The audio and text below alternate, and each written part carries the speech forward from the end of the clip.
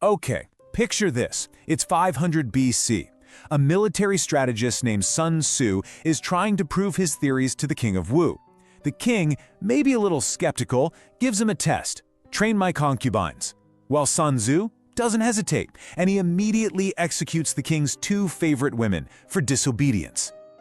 I know, it's a shocking story, right? It sounds like something a monster would do, not a master strategist. But here's the thing, this wasn't an act of rage. It was a cold, calculated, and absolutely terrifying demonstration.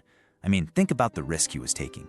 This guy is essentially on a job interview, and he just executed the favorite companions of the most powerful man in the kingdom. So you gotta ask, why? Why would he do something that should have gotten him killed on the spot? The answer is everything. It's the key that unlocks his entire revolutionary approach to conflict. Because that one brutal act, as horrifying as it was, wasn't really the point. It was just the opening move. It was the moment that gave birth to one of the most influential philosophies in all of human history. So let's get into it. This is our deep dive into the Sun Tzu strategy, and we're going to see how that moment of unbelievable violence actually leads to a philosophy all about winning without ever having to fight at all. All right, here's our game plan. We're going to start by really unpacking that shocking demonstration. Then, we'll dive into the chaotic world that shaped his thinking and get to the heart of his supreme art of victory. After that, we'll look at his actual step-by-step playbook for seeing the future, see how he went from strategist to a global icon, and finally, bring it all home so you can use this ancient wisdom to get your own strategic edge. So let's go right back to that scene. You've got the king's concubines, women who live a life of total luxury, suddenly being told to march around like soldiers. Of course, they think it's ridiculous. When Sun Tzu gives the first command, they just start giggling. So, he calmly repeats the order, explains the rules again, super clearly, and they just laugh again. They probably figured their connection to the king made them untouchable, and that's when he made his move. He had the two women leading the group, the king's absolute favorites, executed right then and there. See, this wasn't about being cruel. It was about proving that the system is supreme. And this right here is the principle he was engraving into everyone's mind. For any strategy to have a chance of working, the system itself has to be more important than any single person. It's more important than who you know, it's more important than your feelings, and it's definitely more important than the king's personal affections. The rules had to be absolute, period. He was putting disciplined execution over everything else. Now the king, who must have been horrified, still got the message.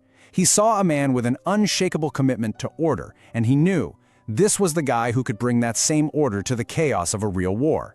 Sun Tzu got the job. But where does this obsession with systems and brutal discipline even come from?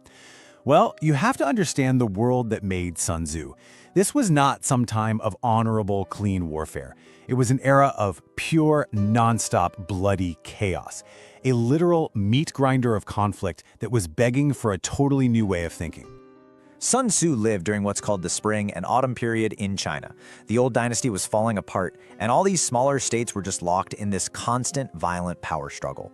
But these weren't smart, strategic wars. Nope, they were just bloody, wasteful slugfests. Armies would just smash into each other with brute force, bleed their countries dry of money and men, all for a tiny piece of land they'd probably lose a year later. Sun Tzu watched this happen over and over and saw how totally inefficient and stupid it was. This trauma became the bedrock of his entire philosophy. And watching this pointless cycle of violence led him to a breakthrough, an idea that would change warfare forever. Sun Tzu realized that if you end up meeting your enemy on a battlefield for a head-on fight, you've already lost. You've failed strategically.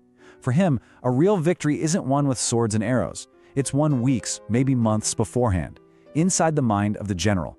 It's won with better information and perfect planning. A direct fight is the last resort, the most expensive and least clever option you have. He basically saw it as a complete failure of imagination. So if just smashing your armies together is a strategic failure, then what's the solution? Well, Sun Tzu's answer was so radical because it wasn't physical at all. It was entirely intellectual. He completely reframed what conflict is. It's not a contest of strength. It's an intellectual puzzle to be solved. It's a chess match you play with psychology, information, and most importantly, patience. And this is where he drops his most famous, game-changing idea. The supreme art of war is to subdue the enemy without fighting. Just let that sink in. That one sentence is the absolute heart of everything he taught. I mean, think about how wild that is. The goal isn't to crush your enemy. It's to maneuver them so skillfully that they realize fighting you is completely pointless. It's about winning so decisively in the planning phase that the enemy general just looks at the board and knows he's already been beaten. The only move left is to surrender. So the question is, how do you do that? Well, it's all built on three main pillars. Pillar number 1 is psychological dominance. Now, this isn't just about trying to scare the enemy, it's way more subtle. It's about becoming the architect of their reality. You make them think you're weak when you're actually strong, so they get cocky and make a mistake. You make them believe you're miles away when you're actually right at their gate. You know you might light thousands of campfires at night to make it look like you have a massive army, forcing them to retreat when really you've only got a small force. It's all about controlling what they see and hear until they can't even trust their own eyes. You defeat their mind first, and their will to fight just evaporates. Pillar number 2 is an absolute die-hard commitment to intelligence. Sun Tzu famously said, if you know the enemy and know yourself, you need not fear the result of 100 battles. Now, this isn't just a friendly suggestion to do your homework, it's a command to do deep, exhaustive research. You need to know your opponent's weaknesses, their supply lines, their general's personality, their troop morale. You have to know it better than they do. But, and this is just as important, you have to be brutally honest about your own situation. Are my troops exhausted? Are my supply lines weak? Your ego has no place here. Victory is born from that kind of cold, hard clarity. And the third pillar, and maybe the hardest one for us humans to master, is the anti-impulse mandate. This is all about supreme emotional control. Sun Tzu taught that a leader can never ever act out of anger or ego. The second you get provoked into making a rash move, you've already been beaten. So what do? You wait, you watch, you gather more information, you let the other guy make mistakes because they're impatient. You only make your move when the conditions are perfect, and success isn't just likely, it's pretty much a guarantee. In his world, patience isn't just waiting around, it's an active and powerful weapon. So, we've got the big ideas: psychological dominance, deep intelligence, and radical patience. But Sun Tzu wasn't just some philosopher in an ivory tower. He was a boots-on-the-ground strategist. He didn't just tell people what they should do, he gave them the how. He developed actual, concrete systems to turn these big ideas into a repeatable blueprint for victory. Before any major move, he insisted on this rigorous pre-conflict audit, basically a checklist of 5 key factors. First, the moral law. This is about morale. Are your people on board? Do they believe in what you're doing? Second, heaven. These are the big factors you can't control. Is the timing right? What's the weather like? What's the economic climate? Third, earth. This is the literal terrain. Do you understand the landscape, the high ground, the choke points? Fourth, the commander. This is a self-check. As the leader, are you wise? Are you sincere? Are you brave? Are you actually fit to lead this thing? And finally, method and discipline. This is your organization. Are your logistics solid? Is your chain of command clear? And, as he showed with the concubines, will it be obeyed?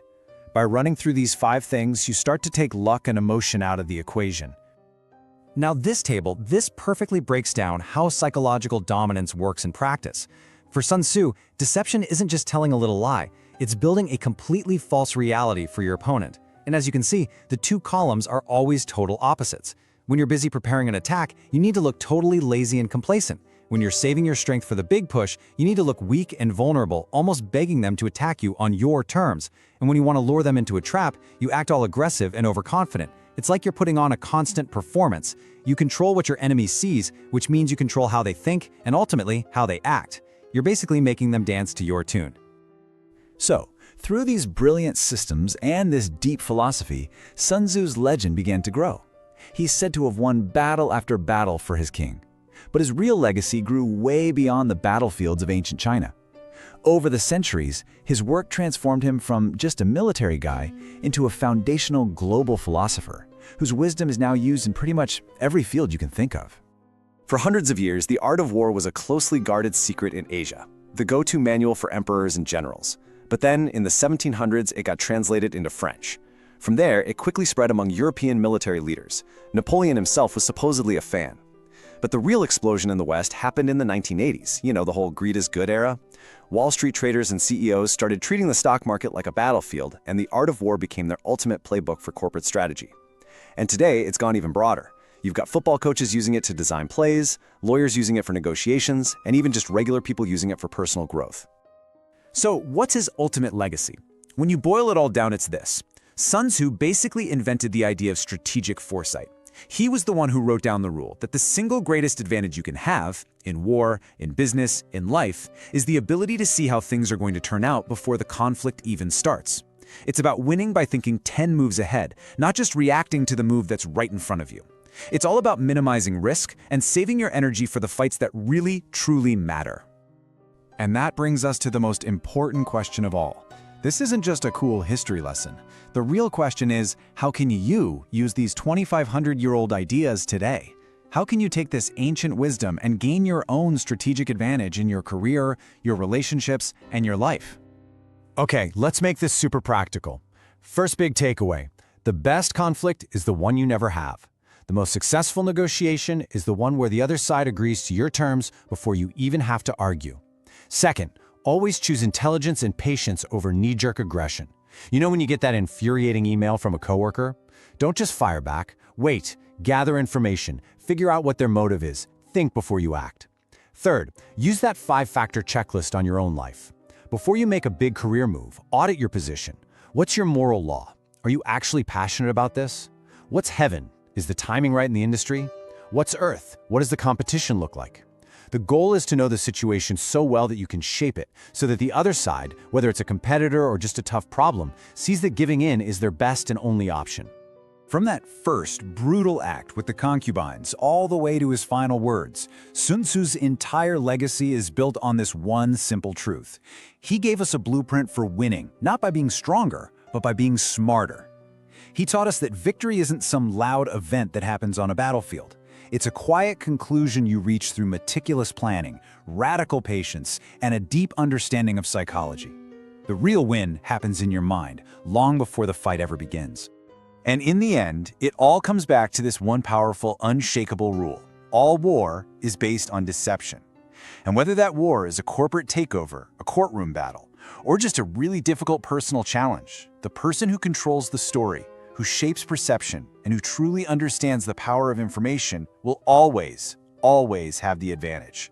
Because every conflict, at its core, is a fight over what's real. And the master strategist is the one who defines that reality before the other side even knows the game has started.